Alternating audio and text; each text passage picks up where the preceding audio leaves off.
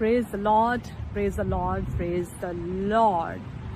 जय मसीह की, जय मसीह की, जय मसीह की। Hallelujah, hallelujah, hallelujah.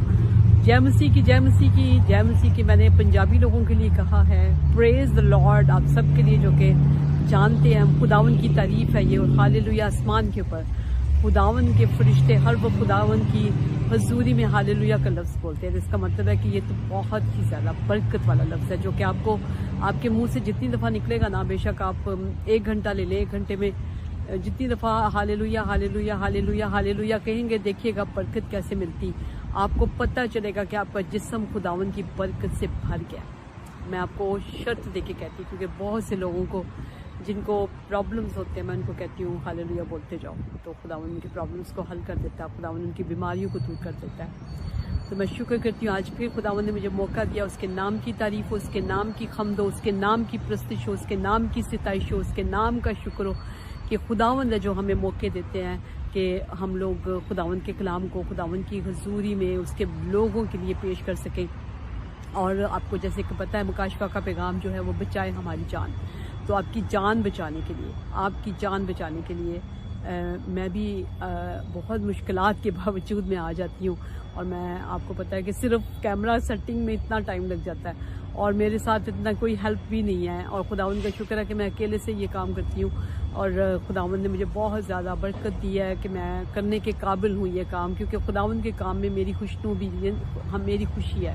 ठीक है, तो मैं खुदावन का शुक्र करती हूँ। और एक बात और भी आपको कहना चाहूँगी कि मुकाशफा का पैगाम बचाए हमारी जान मैं जब भी लेके आती हूँ, आप सब जो हैं बहुत खुशी के साथ सुनते हैं, क्योंकि अब जो दौर है ये आखिरी दौर में से हम गुजर रहे हैं। जैसे कि बाइबल मुकद्दस में बहुत दफ़ा कहा गया कि ये आखिर वक्त है। बहुत दफ़ा आपने पढ़ा होगा बाइबल मुकद्दस में, यूहन्ना रसूल के खतूत में भी है और मुकाशफा की जो स्टार्टिंग की लाइनें हैं उसमें भी है कि ये क्योंकि ये आखिर वक्त है। लेकिन आपको मैं बताती चलूँ, कोरोना वायरस का जो प्रॉब्लम पूरे दुनिया में हुआ, पूरी दुनिया में, तो उसकी वजह से मैं समझती हूँ कि अब जो है वाकई ही खुदावंद का आना नज़दीक है, क्योंकि पूरी दुनिया अफेक्टिव हुई है, इसके साथ अफेक्टेड हुई है। ठीक है, जब सारी दुनिया को अफेक्ट हुआ है, इसका मतलब है हर पूरी दुनिया में एक जैसे काम चल रहे हैं, यानी इकॉनमी डाउन हो रही है, फैमिन की तरफ सारे लोग बढ़ रहे हैं। ठीक है, और ये सब पूरी दुनिया पे खुदावंद ने जब आना है तो पूरी दुनिया पे ये टाइम आना है। ठीक है, तो मैं आपको बताना चाहूँगी कि आप तैयारी करें अभी आने की, खुदावंद के आने की तैयारी है। समझे कि अब तो बिल्कुल खुदावंद का आना बिल्कुल हमारे सर पे है। अब हमें कलाम मुकद्दस को ज़्यादा से ज़्यादा पढ़ना है, ज़्यादा से ज़्यादा देखना खुदा का कलाम हमें क्या कह रहा है, और ज़्यादा से ज़्यादा हमने खुदावन के लिए अपने आप को तैयार करना है। अपनी नस्लों को भी तैयार करें, अपने बच्चों को भी तैयार करें। नस्लों को हम कैसे तैयार कर सकते हैं, क्योंकि हमें नहीं पता, हो सकता है अभी आ जाए यीशु मसीह, हो सकता है थोड़े सालों में आ जाए, क्योंकि आखिर जो असल टाइम है जो खुदावन को पता है।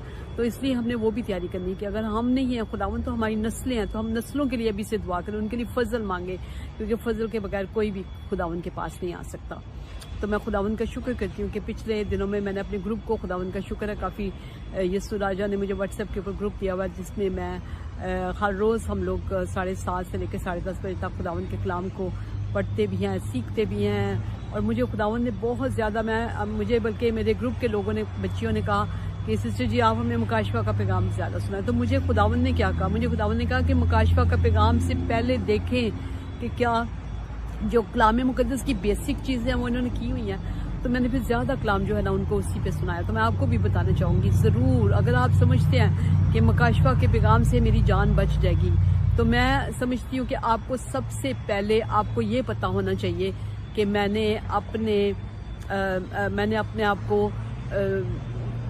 को बचाने के लिए क्या करना है। ठीक है, पीछे जो खुदावन यीशु मुकद्दस मत्ती की इंजील, मुकद्दस लूका की इंजील, मुकद्दस ये जो है सारे खतूत हैं, जो सारी इंजीलें, सारे खतूत, इनको देखें कि क्या लिखा हुआ है और हमने क्या किया और क्या नहीं किया, फिर मुकाशफा की तरफ आएँ, क्योंकि मुकाशफा बहुत मैच्योर लोगों के लिए भी होता है, ये भी बात है। लेकिन मैंने बहुत खुदावन से वादा किया कि खुदावन मैं मुकाशफा का पैगाम जब भी सुनाऊंगी तो मैं बेसिक बातें ज़रूर बताया करूँगी, जैसे कि मैंने अपने ग्रुप के लोगों को बताई। मैंने उनको एक बात उनको मैंने ये कही है कि आप लोग हर वक्त जब दुआ करते हैं, क्योंकि जब हम लोग ग्रुप में दुआ कर रहे थे हर एक ने अपने रोटी और पानी पे बरकत दे। खुदावन फलानी बीमारी हमारे अंदर से निकाल ले, फलाना प्रॉब्लम हमारा ठीक हो जाए, लड़ाई झगड़ा ठीक हो जाए। ये ठीक है, ये सब कुछ हमें चाहिए, लेकिन आपको इससे भी ज़्यादा क्या चाहिए? जब आप यीशु मसीह के सामने जब जाएं तो आप क्या लेके जाएंगे? क्या ये कि मैं रोटी खाती आई हूँ सारा हर रोज़ मुझे रोटी मिली है, और क्या हर रोज़ मेरे घर में सारी निमतें थी? ये दिखाएंगे आप खुदावन को? नहीं, आप खुदावन को ये दिखाएंगे कि आपके लिए मैंने कितनी जानों को बचाया। तो उसके लिए सबसे पहले क्या करना है? अपने लोगों को तौबा के लायक बनाना है। मैंने तो बहुत से लोगों को यहाँ तक देखा है कि उन्होंने खुद भी पानी का बपतिस्मा नहीं लिया हुआ। जब यीशु मसीह ने दरिया यरदन में जाके पानी का बपतिस्मा लिया तो हम क्यों नहीं लेते? तो सबसे बड़ी तो यही बात है। और बाइबल मुकद्दस में बड़ी ड्राउनी किस्म की एक आयत मैं आपके सामने पढ़ना चाहूँगी। वो है यूहन्ना रसूल की इंजील मुकद्दस 3 चैप्टर। और निकोदेमुस को खुदावंद ने क्या कहा था? मैं तुमसे सच कहता हूँ कि जब तक कोई पानी और रूह से पैदा ना हो वो खुदा की बादशाही को देख नहीं सकता, देख भी नहीं सकता। मुझे बताएं, क्या आप खुदा की बादशाही में दाखिल हो जाएंगे? जब आपके देख भी नहीं सकेंगे, पानी का बपतिस्मा नहीं लिया, आपने नहीं लिया, तो आप कैसे अपनी फैमिली के लिए दुआ करेंगे? कैसे अपने दोस्तों के लिए दुआ करेंगे? कैसे अपने दूसरे लोगों के लिए दुआ करेंगे? कैसे? काम सबसे पहले आपके अपने जिस्म से शुरू होना है, उसके बाद आपके घर की तरफ, फैमिली की तरफ, ठीक है, और उसके बाद फिर फैमिली से होता हुआ आप बाहर की तरफ जाते हैं। तो मैं आपको ये बता देती हूँ कि आपने बहुत अब होशियार होने की ज़रूरत है। बाइबल मुकद्दस में यीशु मसीह ने आपको कहा कि सांपों की तरह होशियार और कबूतरों की तरह भोले रहो। तो सांप क्या है भला? अबलीस का एक साइन है, अबलीस का साइन है सांप। लेकिन खुदावंद कहते हैं होशियारी जब करनी है तो फिर इतनी करें। अब आप खुद देख लें कि आपके लिए कौन सा वक्त है जो कि आपके लिए बचा हुआ है कि आपने खुदावंद के काम में बढ़ चढ़ के हिस्सा लेना। क्योंकि जिस दिन आपको पता होगा कि जब खुदावंद यीशु मसीह ने कलीसियाओं को, मकाशफा में जो कलीसियाएं हैं उनको खुदावंद ने क्या कहा? उनको एक कलीसिया को खुदावंद ने कहा है कि जो गालिब आए उसको मैं अपने साथ अपने तख्त पर बिठाऊंगा। और तख्त पे जब यीशु मसीह बिठाएंगे तो इसका मतलब क्या? अपने तख्त को लेना एक इतना आसान काम नहीं है। तख्त जब ज़मीन के ऊपर आप लोग एक घर बनाते हैं, एक सोफ़ा लेना होता है, एक छोटा सा भी काम करना होता है, तो कितने पैसे हम इकट्ठे करते हैं। हम कहते हैं कि अब ये भी करना है, ये भी करना है, ये भी करना है। लेकिन मैं आपको ये बताना चाहती हूँ कि जब आप इतना बड़ा तख्त आसमान के ऊपर, जो यीशु मसीह का तख्त है, जो बादशाहों के बादशाह का तख्त है, जो पाक खुदा का तख्त है, जिसके साथ कोई इक्वल उसका है ना होगा कभी, उस तख्त पे आपने बैठना, तो उसके लिए मेहनत कितनी करनी पड़ेगी? मेहनत क्या करनी है कि जाके अरशाद आज़म को माने, कौमों को शागिर्द बनाए और उनको बाप और बेटे और रूह कुदस के नाम से बपतिस्मा दें। जितने ज़्यादा लोगों को आप अपने लिए ये भूख और प्यास रखें। अगर हम देखते हैं, हम कैंसरों के लिए दुआ करते हैं, खुदावंद कैंसर ख़त्म हो जाता है, ठीक है। हम कहते हैं खुदावंद मेरे घर में रोटी और पानी की कसरत हो जाती है, ठीक है। खुदावंद आपके लिए सब कुछ करते हैं। लेकिन आप मुझे ये बताएं कि क्या आपने कभी रूहें मांगी है खुदा से? क्योंकि बाइबल में लिखा है मांगो तो तुम्हें दिया जाएगा, ढूंढोगे तो पाओगे, खटखटाओ तो तुम्हारे लिए खोला जाएगा। तो मुझे ये बताएं फिर कि क्या आपने कभी रूहें मांगी हैं? अगर आप खुदावंद से कहेंगे खुदावंद एक हफ्ते में मुझे 7 लोग चाहिए, खुदावंद देंगे, ये मैं आपको बताऊं, क्योंकि हम जो कुछ मांगते हैं हमें मिलता है। अगर आप कहेंगे कि खुदावंद मुझे मेरा पाकिस्तान बचा दे, पाकिस्तान को बचा दे, ये सबसे बड़ी बात है। क्योंकि पाकिस्तान को खुदावंद अपना बना ले, ये कहें आप। अगर आप क्या क्रिश्चियन लोग ये कहना शुरू करेंगे तो नहीं होगा। क्योंकि क्रिश्चियन जो कुछ कहते हैं वो खुद है, जो दुआ मांगते हैं वो खुदा पूरी करता है। तो जितना ज़्यादा आप खुदावंद के हुजूर खड़े होंगे, खुदावंद से मांगेंगे, खुदावंद से रूहें मांगेंगे, कौमें लिखा हुआ है, लिखा हुआ है जाओ कौमों को शागिर्द बनाओ। एक बंदे को, 2 बंदे को नहीं, कौमों को खुदावंद का शागिर्द बनाओ। तो उनको बाप और बेटे और उनको उसके नाम से बपतिस्मा दो। अब मैं जल्दी से आती हूँ, मैं आपको बेसिक चीज़ें थोड़ी सी बताई हैं। मैं बहुत कोशिश करूँगी कि हर एक मकाशफा का पैगाम बचाए। हमारी जान से पहले मैं कुछ ना कुछ ज़रूर आपको बताऊँ कि जो आपने मानकर फिर खुदावंद को आपने कबूल करना है। आज मैं इस जो वीडियो है इसमें 7 जो हमारी मोहरें हैं बाइबल मुकद्दस में, मकाशफा की किताब में जो बताई गई हैं, 7 का जो अदद है बहुत इम्पॉर्टेंट है। तो 7 मोहरें भी हैं, 7 नरसिंगे भी हैं, 7 गरजे भी हैं, 7 प्याले भी हैं और 7 बहुत कुछ है, क्रिस्टियाँ भी 7 है और बहुत कुछ और। मैं उस पर अभी टाइम नहीं लगाना चाहती, मगर मैं आपको ये बताना चाहती हूँ कि जब हम लोग मकाशवा में मोहरें जो है बहुत इंपॉर्टेंट है, खूबसूरत वर्सेस हैं। इससे पहले मैं आपको बताती हूँ, पढ़ना चाहती हूँ आपके लिए, आपको पता होना चाहिए। मैं हर एक अपनी वीडियो में कह चुकी हूँ कि नबूवत की इस किताब को पढ़ने वाला, इसको सुनने वाले और इसके ऊपर अमल करने वाले मुबारक हैं। तो मैं जब भी पढ़ती हूँ मुझे खुशी होती है कि मैं पढ़ के आपको सुनाती हूँ, तो मैं मुबारक होती हूँ। ठीक है, लिखा हुआ है मकाशवा की किताब और उसका 5वां चैप्टर बहुत खूबसूरत है। हालांकि मेरा कलाम इसके मुतालिक नहीं है, लेकिन मेरे दिल में आया कि खूबसूरत वर्सेस आपके सामने पढ़ूँ। लिखा है, और जो तख्त पर बैठा था मैंने उसके दाहिने हाथ में एक किताब देखी, वो अंदर और बाहर से लिखी हुई थी। आप ऐसा किया करें कि माइंड में एक पिक्चर बना लिया करें कि कौन है जो तख्त पर बैठा था, कौन है? खुदा तख्त पे बैठा है। और मैंने उसके दाहिने हाथ में एक किताब देखी जो अंदर और बाहर से लिखी हुई थी और उसे 7 मोहरें लगाकर बंद किया गया। ठीक है, और फिर मैंने एक और जोरावर फरिश्ता को बुलंद आवाज से यह मुनादी करते देखा कि कौन इस किताब को खोलने और इसकी मोहरें तोड़ने के लायक है। और कोई शख्स आसमान पर या ज़मीन के नीचे उस किताब को खोलने या उस पर नज़र करने के काबिल ना निकला। और मैं उस बात पर ज़ार रोने लगा कि कोई इस किताब को खोलने या उस पर नज़र करने के लायक ना निकला। तब उन बुजुर्गों में से एक ने मुझसे कहा, मत रो, देख यहूदा की कबीला का वो बब्बर जो दाऊद की असल है, उस किताब को खोलने और उसकी 7 मोहरों को खोलने के लायक है। आपको एक फनी बात भी बता देती हूँ साथ साथ, ये आयत बड़ी खूबसूरत है। देख यहूदा के कबीला का वो बब्बर जो दाऊद की असल है, इस किताब को और उसकी मोहरों को खोलने के लिए लायक है।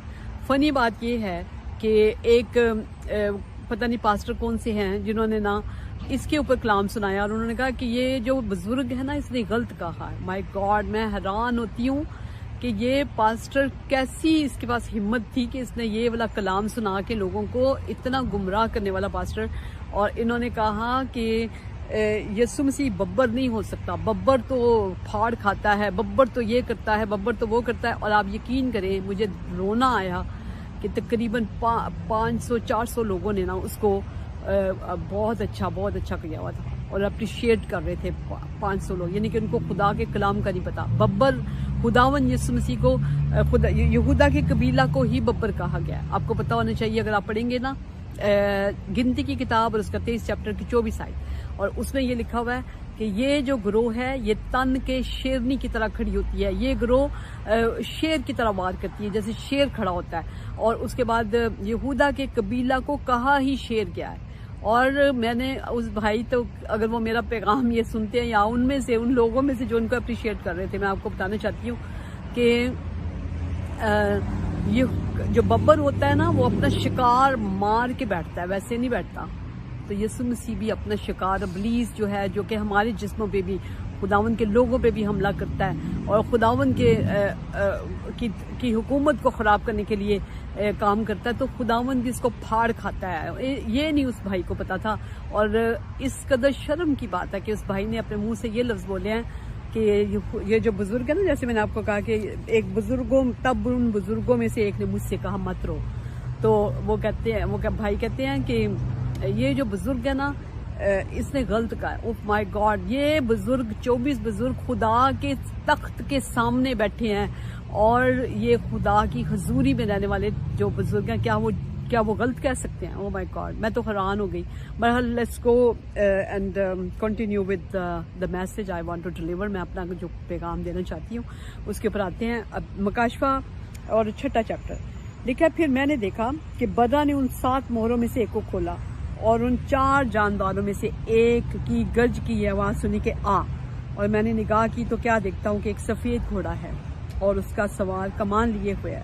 उसे एक ताज दिया गया और वह फतह करता हुआ निकला ताकि और भी फतह करे। यानी कि ये आपको बताया गया है सफ़ेद घोड़ा जो है। अब आपको पता होना चाहिए कि जिस तरह से हालात बहुत ज़्यादा ख़राब हो गए हैं, अब जो ज़मीन के जितने बादशाह हैं ना, जो ज़मीन के प्रेसिडेंट्स हैं, सारे ये मिल के बैठते हैं और ये आप देख रहे हैं कि कैसे ज़मीन के ऊपर अमन लाया जाए। आपको पता ना, हर तरफ से वॉर्स भी हैं, कौम पे कौम, सल्तनत पे सल्तनत, लड़ाइयाँ झगड़े, खुदावन के कलाम के मुताबिक भूचाल और सब कुछ हो रहा है और ये आस्ता आस्ता बढ़ता जाएगा। ठीक है, ये मैं आपको बताना चाहती हूँ, तो इसलिए आपकी तैयारी बहुत ज़रूरी है। तो लिखा, जब सफ़ेद घोड़ा जो है ना, ये अमन का पैगाम है, लेकिन आप इस देखिए, इसका सवार कमान लिए हुए है, कमान। ठीक है, इसका सवार जो है वो कमान लिए हुए है। आपने सवार जो है कमान लेके, तीर नहीं है इसके पास, तो ये कमान के साथ ये सिर्फ, मैंने ये कलाम बहुत दफ़ा सुनाया है, बल्कि आप मेरा मैं लिंक कोशिश करूँगी कि मैं अपने चैनल के साथ ये लिंक भी दे दूँ आपको, ताकि आप वो पूरा पैगाम सुन सके जो मैंने पहले ही मोहर के मुतालिक सुनाया। मैं बहुत मुख्तसरन आज आपको सारे कलाम सुनाना चाह रही हूँ, सारी मोहरों के मुतालिक मुख्तसरन, राइट। तो उसमें मैंने तफसील से सुनाया है, लेकिन अगर आप एक ही मोहर पे मुझे कहना तो मैं 1 घंटा कलाम सुना सकती हूँ, क्योंकि एक ही मोहर का कलाम इतना ज़्यादा, सिर्फ आप मुकाशफा में नहीं है, खुदावन का ये जो कलाम है ना, हर एक चीज़ के मतलब पूरी बाइबल मुकद्दस भरी है। ओल्ड टेस्टमेंट में से आपको बहुत सी चीज़ें मिल जाती हैं जिसमें लिखा हुआ है इसके मतलब, लेकिन मैं मुख्तसरन आपको सारी आज इनके मतलब बताना चाहती हूँ। ठीक है, देखती हूँ कि अगर मैं कर सकी, क्योंकि बाज़ का टेक्निकल प्रॉब्लम्स भी हो जाते हैं जिसकी वजह से बीच में रह जाता है। खैर, ये है कि सफ़ेद घोड़ा है। और उससे पहले मैं आपको एक और बात भी बता देती हूँ, क्योंकि मैं लिंक आपको भेजूंगी, तो आप मेरे चैनल को सब्सक्राइब कर लें कि जब भी मैं आपको कोई भी मेरी वीडियो जब अपलोड होती है तो एकदम से आप तक पहुँचे, ये ज़रूरी है। आजकल जो हम खुदा का कलाम है वो इसी तरह से फैलाते हैं कि हम बैठ के शेयर भी करते हैं, हम लोगों को सब्सक्राइब भी कराते हैं। अगर आप ये करवाएंगे, करेंगे खुद भी, तो देखिएगा ये भी आप खुदा के कलाम में मेरे साथ हिस्सा देंगे। ठीक है, अब लिखा हुआ है कि उसे एक ताज दिया गया और वो फतह करता हुआ निकला और भी फतह करे। अब ये जो है ना सफ़ेद घोड़ा, अमन का पैगाम है, और आपको पता होना चाहिए कि एक सफ़ेद घोड़े पे एक बादशाह, यानी कि एक बादशाह हुकूमत करेगा। बहुत जल्द ये वक्त आने वाला है, क्योंकि बहुत ज़्यादा तैयारियां नज़र आ रही हैं, और ये अमन का पैगाम लेकर आएगा। ये कहेगा कि मैं आप लोग सारे बहुत गुर्बत में चले गए हो, बड़ा काल आ चुका है, मैं तुम्हें घर भी दिलाऊंगा, मैं तुम्हें ये भी करूंगा। ये आपके साथ वादे करेगा। ठीक है, ये आपके साथ वादे करेगा। और आपको मैं एक बात बताना चाहती हूँ कि ये गुर्बत में से निकाल भी लेगा, क्योंकि ये शुरू में जब आएगा तो अपने आप को सिर्फ दिखाएगा कि मैं बहुत अमन वाला हूँ। ठीक है, और ये लोगों को, और ख़ास तौर पे इसराइली, क्योंकि मैंने पूरी जो वीडियो पहले एक और बनाई है, मैंने इसी पे सुन बनाई है कि इसराइली जो होंगे इसको मसाया मानना शुरू कर देंगे। फिर ये इनको हैकल बना के देगा, और जब ये इनको हैकल बना के देगा तो फिर ये होगा कि ये वहाँ पे हैकल में अपना स्टैचू नस्ब करेगा, जिसको ये कहेगा लोगों को कि मुझे मतलब सजदा करो। ठीक है, और सजदा जब करने के लिए ये कहेगा ना स्टैचू को, तो तब उनकी आंखें खुलनी है। तब इसराइली कहेंगे ये तो यीशु मसीह का, ये तो मसाया नहीं है, यीशु मसीह ऐसा नहीं कर सकते, क्योंकि बाइबल मुकद्दस में 200 वर्सेस है जो कि हमें स्टैचूज को ना बनाने से मना करती हैं। ठीक है, और ये बात यहूदी जानते हैं, क्योंकि यहूदी खुदा के कलाम को बहुत प्यार करते हैं, रट्टा मारते हैं, सीखते हैं, तो इसलिए वहाँ से इनके ऊपर खुलेगा। फिर खुदा इनके ऊपर मुनाजात की रूह भेजेगा, फजल और मुनाजात की रूह, तब ये यीशु मसीह के लिए इनकी आंखें खुलेंगी। देखिए कितनी बड़ी बात है कि आपकी आंखें अभी से खुल चुकी हैं, लेकिन इनकी अभी खुलेंगी। ठीक है, बहुत बड़ी मुश्किल में से गुजर के फिर मैंने आपको बताया था कि बियाबान में खुदावन ने कहा था कि वो औरत बियाबान में भाग गई। बहुत से लोग सर कटवाएंगे, इसराइली भी सर कटवाएंगे, मसीही भी सर कटवाएंगे जो नीचे रह जाएंगे, और उसके बाद बहुत ज़्यादा जब आप लोग मुश्किलात में बहुत ज़्यादा पड़ेंगे और सर कटवाएंगे, जो वो खुदावन और बर्रे के काहिन हो जाएंगे। ठीक है, लेकिन जो नहीं कटवाएंगे, जो कहेंगे हम छाप ले लेते हैं, तो वो छाप लेंगे, और छाप जब लेंगे तो फिर वो हमेशा की अब्दी की हलाकत में चले जाएंगे। जब 7 प्यालों का मैं कभी कलाम आपको सुनाऊंगी, तो सबसे प्याला उन्हीं लोगों के लिए है, खुदा उनके ऊपर नासूर भेजेगा। ठीक है, अब दूसरी मोड़ की तरफ आते हैं ताकि हम जल्दी इसमें इनको कवर कर सकें। ठीक है, और जब उसने दूसरी मोहर खोली तो मैंने दूसरे जानदार को ये कहते सुना कि आ। फिर एक और घोड़ा निकला जिसका रंग लाल था। उसके सिवार को ये इख्तियार दिया गया कि जमीन पर से सुलह उठा ले। ठीक है, ताकि लोग एक दूसरे को कत्ल करें, और उसे एक बड़ी तलवार दी गई। ठीक है, ये मैं आपको बताना चाहूँगी कि सबसे पहले तो जब एक पूरी दुनिया पर एक ही बादशाह हुकूमत करेगा, तब आपको पता होना चाहिए सब कुछ नज़दीक हो गया। जब आप ये खबर सुने के हैकल बन रही है यहूदियों की, तो समझ लें कि वक्त बिल्कुल आपके सर पे आ चुका है, ठीक है। और यहाँ पर मुझे जब कोरोना वायरस का प्रॉब्लम शुरू हुआ था तो कुछ लोगों ने मुझे, पाकिस्तानी लोग थे जिन्होंने मुझे साउथ अफ्रीका से कॉल की, उन्होंने कहा कि सच्ची जी हमें बताएं कि क्या ये काला घोड़ा निकला है। काला घोड़ा जो है ना वो तो असल में फैमिन का होता है, यानी कि काल का, लेकिन ये लाल घोड़ा जो है ना ये है जो कि कत्ल का और गारत का। लेकिन जो काला घोड़ा है ना उसमें वबा भी आती है, साथ वो काल लेकर आएगा, साथ वबाएं लेकर आएगा, ठीक है।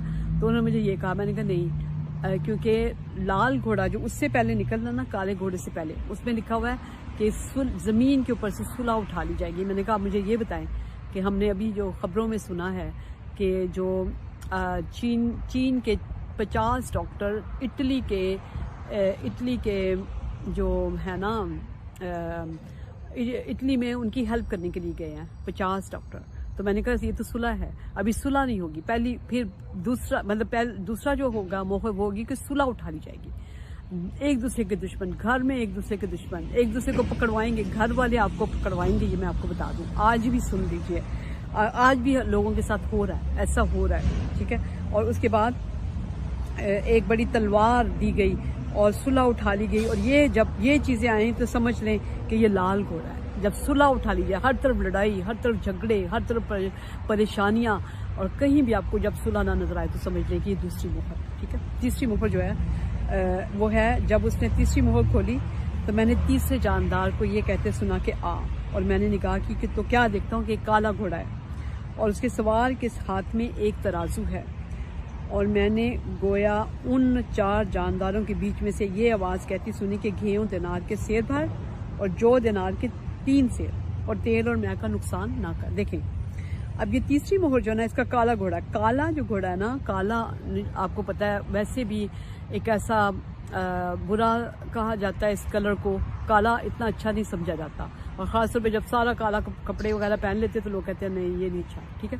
तो आपको पता होना चाहिए कि काला घोड़ा निकला है, इसके सवार के हाथ में तराजू है। काला घोड़ा जो है वो वबा लेकर आता है, काला घोड़ा जो है वो काला घोड़ा वबा लेके आता है और काल लेकर आता है। और आपको मैंने जैसे पहले बताया काल बिल्कुल आने वाला क्यों खुला, क्योंकि कोरोना वायरस के वसीला से कितने लोग हैं जो कि हुकूमतों ने 3-3 साल बैठा के लोगों को खिलाया। एक दिन में कोई भी छुट्टी होती थी ना तो कहते थे कि आज छुट्टी नहीं होनी चाहिए क्योंकि बड़ा नुकसान होता है। तो आप समझ लें कि हुकूमतों को कितना नुकसान हुआ है। तो अब ये होगा कि उसके सवार के हाथ में एक तराजू है। तराजू जो है वो यानी कि तोल के चीज़ें आपको मिलेंगी, बहुत ही ज़्यादा हम तोले जाएंगे, ठीक है, तोले जाएंगे और बहुत ज़्यादा जो है वो चीज़ें कम होंगी, ठीक है। अब लिखा है और मैंने गोया उन 4 जानदारों के बीच में से ये आवाज़ सुनी कि घेयों दिनार के, यानी कि इतनी महंगाई हो जाएगी कि एक पूरे दिन की जो मजदूरी है ना उसमें सिर्फ आपको 1 किलो घेयों मिलेगा। घेयों यानी कि गंदम, आप पूरा दिन काम करेंगे आपको 1 किलो। अभी भी पाकिस्तान में तो तकरीबन गरीब तबका ये सह रहा है, लेकिन आपको पता होना चाहिए ये सब मुल्कों में होने वाला है। ये सिर्फ गरीब तबके में नहीं होगा, ये हर एक में हो जाएगा।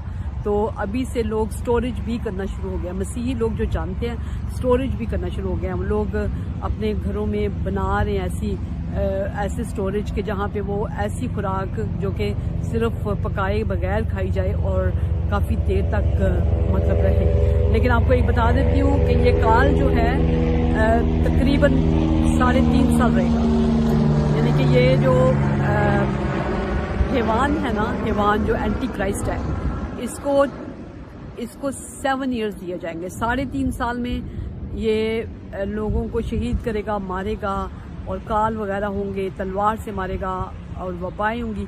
और 3.5 साल में 2 गवाह आएंगे। किसी दिन फिर मैं 2 गवाह के ऊपर आपको कलाम सुनाऊंगी, ठीक है। अब क्या और लिखा है जो दिनार के 3 से, यानी कि इतनी ज़्यादा महंगाई हो जानी है कि जब बहुत ज़्यादा कम जो लोग हैं ना वो खा पी सकेंगे। तो फिर एक पास्टर हैं बैनी, जिनका सबने नाम सुना, मैंने उनका कलाम सुना। उन्होंने कहा कि तब ये होगा कि जब सब लोग बहुत ज़्यादा मतलब करेंगे ना, बहुत गुर्बत हो जाएगी, तो तब खुदावंद यीशु मसीह आके अपनी कलीसिया को ले जाएंगे। जो मैंने बहुत दफ़ा कलाम सुनाया कि नरसिंगे की आवाज़ के साथ, मुकर्रब फरिश्ते की आवाज़ के साथ खुदावंद उतर आएंगे और अपनी कलीसिया को लेके जाएंगे। और कौन सी कलीसिया जिसमें ना दाग हो, ना झुर्री हो, ना दबाव। मैं बता देती हूँ आपको, आज अगर आपके अंदर कोई दाग नहीं है, कोई झुर्री नहीं है, कोई धब्बा नहीं है, यानी कि कोई गुनाह नहीं है, मतलब ये नहीं मतलब कि आप जाके ब्यूटी पार्लरों में अपनी दाग धब्बे उतारने शुरू कर दें। जब आपके अंदर बाइबल मुकद्दस को आप पढ़ेंगे, रूहों को बचाएंगे, बाइबल मुकद्दस की हर बात आपके अंदर मानी की होगी, तो वो कलीसिया उठाई जानी है। हर एक ने नहीं उठाया जाना, क्योंकि एक पास्टर अपनी ख्वाब बता रहे थे और वो बहुत अच्छे पास्टर हैं, लेकिन उन्होंने कहा कि मैं रह गया हूँ। उन्होंने ये कहा, कहते मुझे मैं नहीं गया आसमान पे। तो कहते हैं कि मैंने देखा कि पीछे एक फौज है जो हुकूमत कर रही है। और अगर आप दानियल नबी का 11 चैप्टर पढ़ेंगे तो उसमें लिखा है वो अफवाज से मदद लेगा। ये देखें कैसे खुदावंद के कलाम के मुताबिक बातें पूरी होती हैं। और 11 चैप्टर में मैं आपको आयत में 36 है, मुझे पक्का नहीं याद, मगर मैं आपको ज़रूर बताऊंगी। आप अगर पढ़ेंगे ना 11 चैप्टर तो उसमें आपको मिल जाएगा कि वो अफवाज से मदद लेगा। तो वो कहते हैं कि सारी फौज ही फौज है हर तरफ। कहते फौज जो है ना वो सारी मतलब ना काम कर रही है। तो कहता है कि मैं खुद भी रह गया हूँ और मैं लोगों को मुनादी कर रहा हूँ। और उन्होंने 2 दफ़ा मुझे मना किया। फिर वो मुझे एक कमरे में ले गए हैं और कहते हैं कि कमरे जब में मुझे ले गए हैं तो वहाँ पे मैंने देखा लाइनें बनी हुई हैं और मशीनें रखी हुई हैं, मसीहों को कत्ल किया जा रहा है। और कहते हैं कि मैं भी उस लाइन में खड़ा हो गया हूँ। तो कहते जब मैं खड़ा हुआ हूँ तो मुझे जब मेरी बारी आई है मुझे इन्होंने मार दिया है, मैं कत्ल हो गया हूँ। और कहता है कि उसके बाद मैं आसमान पे एकदम से खुदावंद के साथ। ये अगर आपने आसमान पे खुदावंद के साथ आना तो अपने आप को तैयार रखें, ठीक है। और उसके बाद लिखा है और से तेल और मैं का नुकसान ना कर। तेल जो है वो रूह कुद्स की एक बहुत बड़ी अलामत है। तेल का नुकसान ना करें, यानी कि आपके पास पाक रूह होना चाहिए। जैसे मैंने स्टार्टिंग में आपको बताया कि जब तक कोई पानी और रूह से पैदा ना हो खुदा की बादशाही को नहीं देख सकता। तो पानी से यानी कि पानी का बपतिस्मा और रूह से पैदा होना यानी गैर ज़बान का बपतिस्मा, इसका नुकसान ना करें। ये अगर आपको गैर ज़बान बोलते हैं तो फिर बोलें। गैर ज़बान कई लोग होते हैं गैर ज़बान का बपतिस्मा लेकर गैर ज़बान की एक दफ़ा भी दुआ नहीं करते, तो फ़ायदा क्या आपको बताएं। तो गैर ज़बान जो है पाक रूह है। पाक रूह जो है वो आपको मदद देता है, हर काम में हर बात में मदद देता है। तो इसलिए और मैं का नुकसान ना कर, मैं जो है आपको पता होली कम्युनियन में यूज़ होती है, यानी कि हम एक दूसरे के साथ भलाई करें, एक दूसरे की मदद करें। उस मुश्किल वक्त में भी आपको पता होना चाहिए अगर आपके पास है तो आप दूसरों की मदद करें। उसमें भी आपने बताना कि मैं मसीही हूँ, यह नहीं कि मेरे पास खाना है मैंने किसी को नहीं देना ताकि मैं थोड़ा जिंदा रह जाऊँ। जो लोग खुदावन दूसरों के लिए जीते हैं असल में वो मसीही होते हैं, ये मैं आपको बता दूँ, ठीक है। अच्छा, चौथी जो है मोहर, उसमें लिखा है मैंने चौथे जानदार को ये कहते सुना और मैंने निगाह की तो क्या देखता हूँ कि एक जर्द घोड़ा है, ठीक है, और उसके सवार का नाम मौत है और आलमी अरवा उसके पीछे पीछे है। और उनकी चौथाई ज़मीन पर यह इख्तियार दिया गया कि तलवार और काल और वबा और ज़मीन के दरिंदों से लोगों को हलाक करें। यानी कि इतनी हलाकत होगी उन दिनों में, इतनी हलाकत, हर तरफ हलाकत ही हलाकत होगी। तो आप देख लीजिएगा कि ये जो जर्द किस्म घोड़ा है ये भी इसी चीज़ की अलामत है। उसके बाद जब उसने 5वीं मोहर खोली तो मैंने कुर्बानगाह के नीचे उनकी रूहें देखी। 5वीं मोहर में क्या होगा? कुर्बानगाह के नीचे आसमान पे कुर्बानगाह है खुदा की। कहाँ पे? मैं आपको बताती हूँ। अगर आप पढ़ेंगे चौथे चैप्टर में खुदा का तख्त हमें बताया गया, आसमान के ऊपर खुदा का तख्त है। और जब हमें खुदा का तख्त बताया गया ना आसमान के ऊपर, तो आसमान के ऊपर जो खुदा का तख्त है ना, तो उसमें वहाँ पे खुदा बैठा हुआ है, अपने तख्त के ऊपर खुदा बैठा हुआ है, ठीक है। और खुदा अगर हम 8वां चैप्टर पढ़ेंगे मुकाशफा का तो उसमें लिखा हुआ है कि खुदा कुर्बानगाह के सामने सुनहरी कुर्बानगाह है, तख्त के सामने सुनहरी कुर्बानगाह है, यानी कि सोने से बनी हुई कुर्बानगाह ये खुदा के तख्त के सामने है। और उस कुर्बानगाह के नीचे रूहें हैं, ठीक है। और जो खुदा के कलाम के सबब से और गवाही देने के बाइस कायम रहने के बाइस मारे गए थे, जो मारे गए थे ये उनकी रूहें हैं वहाँ पे। और वो बड़ी आवाज़ से चलाकर बोली कि ए मालिक, ए कदूस और बरहक, तू कब तक इंसाफ ना करेगा और ज़मीन के रहने वालों से हमारे खून का बदला ना लेगा। और उनमें से हर एक को सफ़ेद जामा दिया गया और उनसे कहा गया कि और थोड़ी मुद्दत आराम करो जब तक कि तुम्हारी हम खिदमत और भाइयों का भी शमाल पूरा ना हो ले जो तुम्हारी तरह कत्ल होने वाले हैं। ये आपको पहले बता दिया गया, सुन लीजिए। बाइबल मुकद्दस में आपको पहले से बता दिया गया है कि आप कत्ल भी हो सकते हैं, लेकिन जब कत्ल होंगे तो खुदा और बर्रे के काहिन होंगे। ये बहुत बड़ा मर्तबा है जो आपको मिलेगा।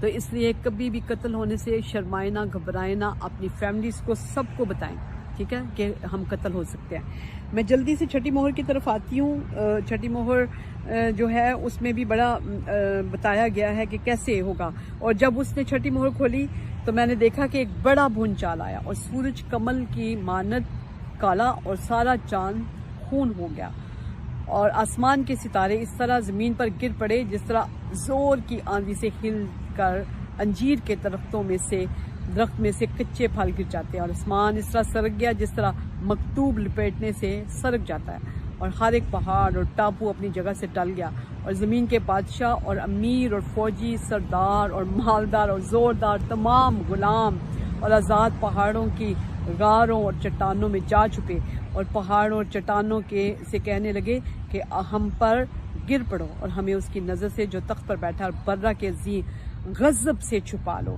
क्योंकि उसके गज़ब का रोज़े अजीम आ पहुंचा। आपको पता है उस दिन को क्या कहा जाता है? उसके गज़ब का रोज़े अजीम, उसके गज़ब का रोज़े अजीम। तो फिर सब जो हैं वो कहेंगे, यहाँ तक कि बादशाह भी लिखा हुआ है, सब बीच में आ जाएंगे। अब किसी की कोई नहीं चलेगी, किसी का पैसा नहीं चलेगा, किसी की कोई बात नहीं। अब यीशु मसीह सबका इंसाफ कर रहे हैं। तो खुदावन के कलाम मुकद्दस में क्या लिखा? पहाड़ों और चट्टानों से कहने लगे कि हम पे गिर पड़ो। इनमें सारे बादशाह हैं, अमीर भी हैं, फौजी सरदार हैं, फौज की भी नहीं चलनी। खुदावन ने पकड़ के हर एक को पकड़ लेना और हर एक टापू पहाड़ अपनी जगह से टल गया।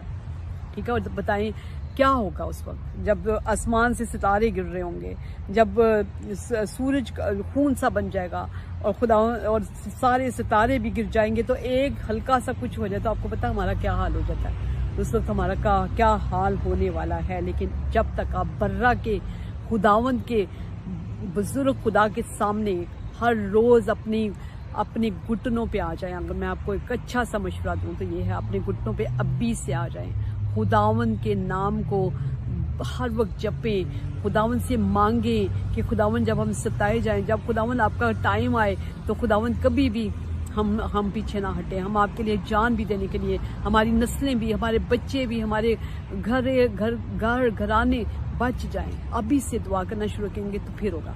जल्दी से 7वीं मोहर की तरफ आते हैं, क्योंकि ये लंबी भी बहुत है, लेकिन मैं थोड़ा सा आपके सामने पढ़ना चाहती हूँ, जिसमें हम देखते हैं इसके बाद मैंने ज़मीन के चारों कोनों पर 4 फरिश्ते देखे। ठीक है, और वो ज़मीन की चारों हवाओं को थामे हुए थे ताकि ज़मीन या समुंदर या किसी दरख्त पर हवा ना चले।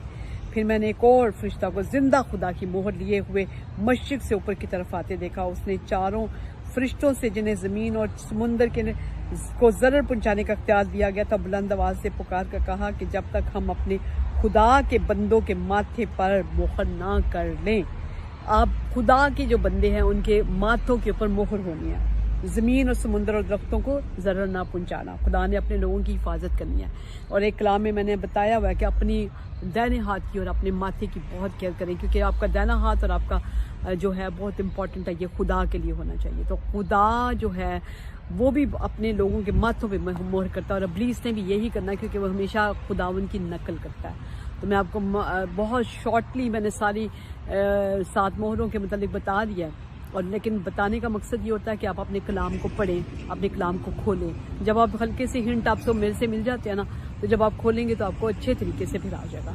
ठीक है, तो खुदावन से बैठा करें, दुआ किया करें कि खुदावन मुझे अपना कलाम समझा, और खुदावन आपको अपना कलाम समझाएंगे। ठीक है, और जब आप पढ़ेंगे और इस वीडियो को प्लीज़ शेयर करें, क्योंकि ये आखिर वक्त है। अब हमारे पास ज़रूरी नहीं है कि हम बाइबल मुकद्दस को लेके लोगों तक जाएं।